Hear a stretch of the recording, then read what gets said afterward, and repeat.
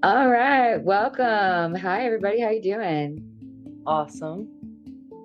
Welcome to Therapy Unlocked, where we discuss all things therapy from an unlocked perspective. I'm Emily Huffman, and I'm here with Katrina. Hello, Katrina Mondragon, licensed professional counselor.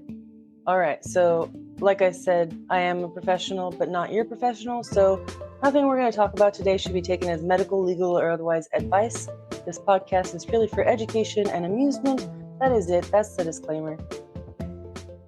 Education, amusement, and because I would like to be famous. So please like, subscribe, follow, engage, hate on us, join the conversation, find us on YouTube, find us on Instagram, find us anywhere where you listen to podcasts, because I love a creeper and I love a hater and I love a lover. So if you like the podcast, if you dislike the podcast, I'd like to hear from you.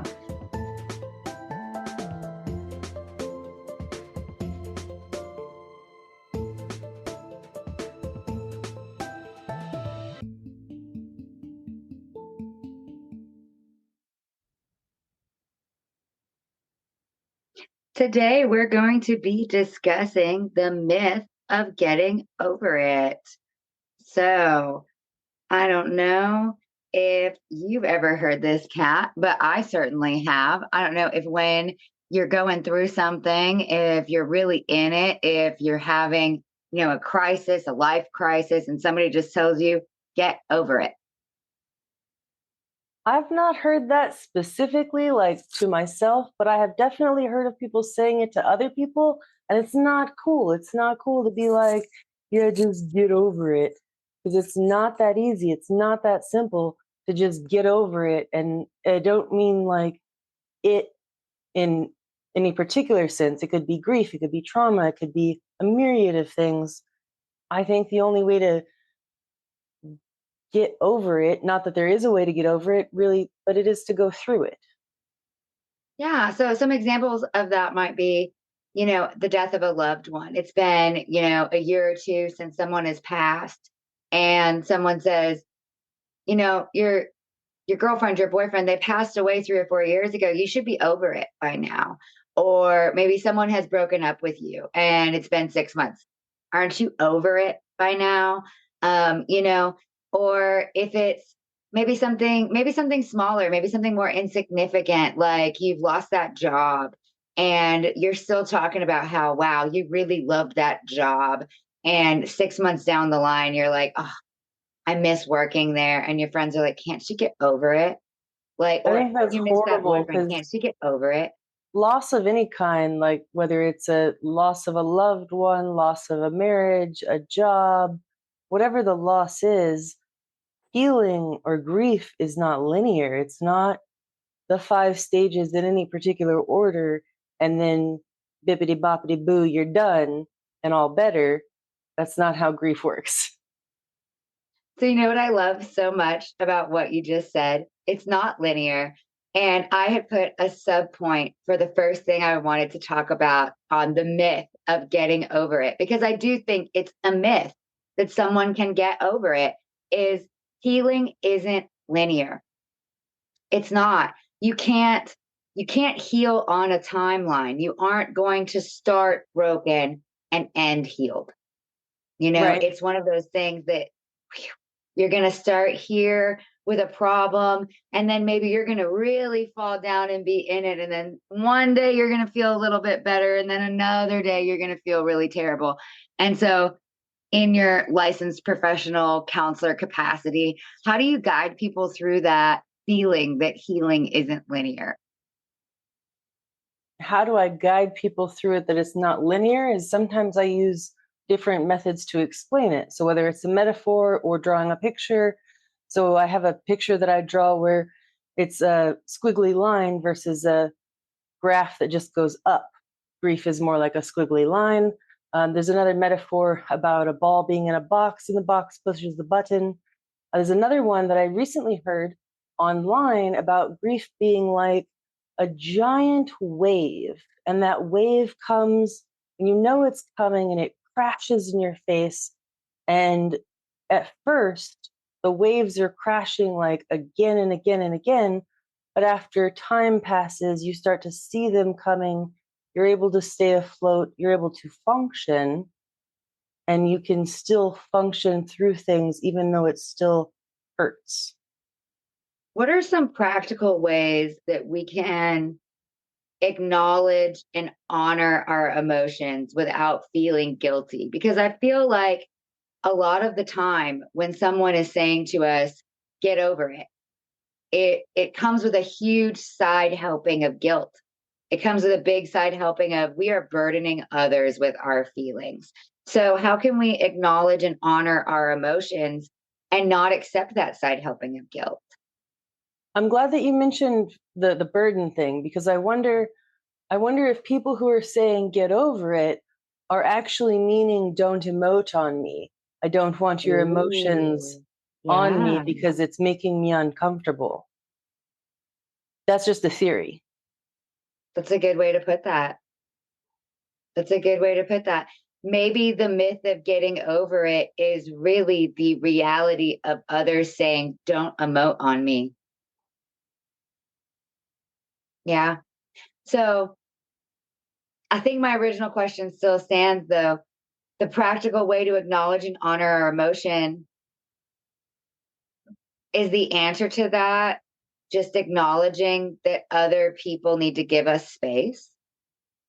And feeling our feelings. A lot of people don't like to do that, and a lot of people don't know how to do that. Mm.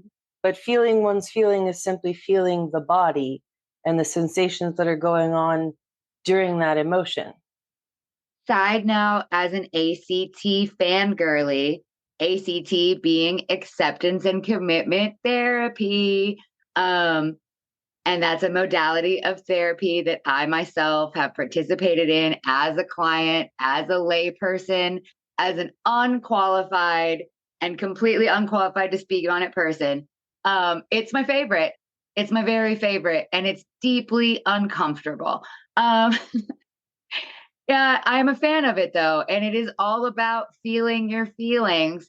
And let me tell you, it's one of those things that you take a big spoonful of self-awareness and it doesn't always feel very good. Um, but feeling your feelings in that way is a big ACT principle.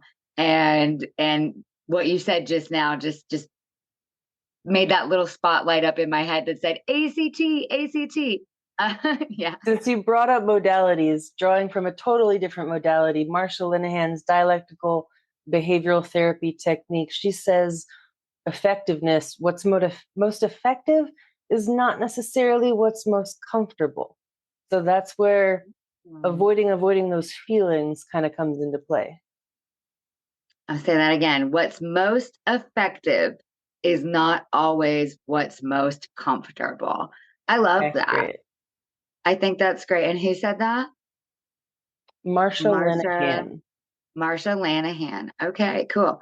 So, practical ways to acknowledge and honor our emotions without feeling guilty is really just to feel them, to go ahead and be uncomfortable and feel them, and also to just acknowledge that the person who is telling us to get over it is just really maybe not wanting us to emote on them, and they need to maybe get over it themselves. Right. And I figure I like to quote Dr. Seuss sometimes. He says, those who matter don't mind, and those who mind don't matter. That's a fact. That's a fact. So, what are some common setbacks in the healing process, and how can we handle those?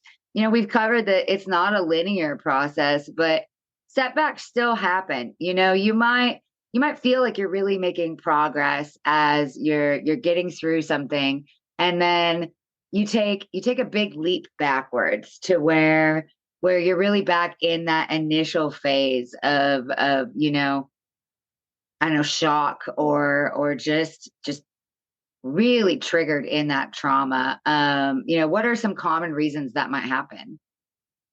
Well, those were two different questions. Sorry. Oh, The my first bad. question was What are some common setbacks in the healing process?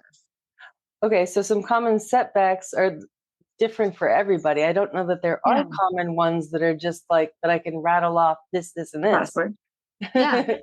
But I do know that there's a lot of people try to let go, and that's not necessarily helpful all of the time, because if we focus on letting go, then that can drive ourselves crazy trying to let go, when sometimes holding on, like especially in terms of grief, you have like a grief box where you hold on to those memories and revisit them sometimes. Sometimes it's good to sit in that sadness and not just let it go. That makes sense. That can be a setback. What was your second question? Well, it was really just kind of how should we handle that? And you touched on that with the grief box, you know? I mean, I think developing tools might be what I took from that. You know, if you're having a setback in your healing process, and you took grief as an example of that, you know, if you're feeling triggered, if you're feeling like you're back in that space where the trauma is fresh and you need a tool, you know, you need to develop a tool to go back to touch, to feel, to be connected to what, you know, you mentioned earlier in our conversation, that wobbly line, that thing, that ball that moves around and touches the button. You know, you need your tool, you need your grief box. Or, you know, for personal reference, I talked a little bit about ACT and how I was a huge fangirl of ACT. And when I need to feel my feelings, I will often light a candle, because smell really is largely connected to, you know, our brains and our ability to process our emotions and our memories and things along those lines. And a candle really helps me to center myself and to focus. And so the first thing that I will focus on is what I am smelling. You know, and if someone's having a panic attack, I'm sure you've heard of this before as a therapist, but maybe somebody else who's listening hasn't. You might think of several things that you can smell, several things that you can see, several things that you can touch. Um, I will take that same basic theory when I'm trying to feel my feelings, and I will start with what I can smell. And I will light that candle, and I will focus on the smell of that candle, and I will just kind of ground myself first to You what I said can the word. smell. I was going to say it if you didn't, but it's called Yeah. grounding. Yes. Yes, I will ground myself.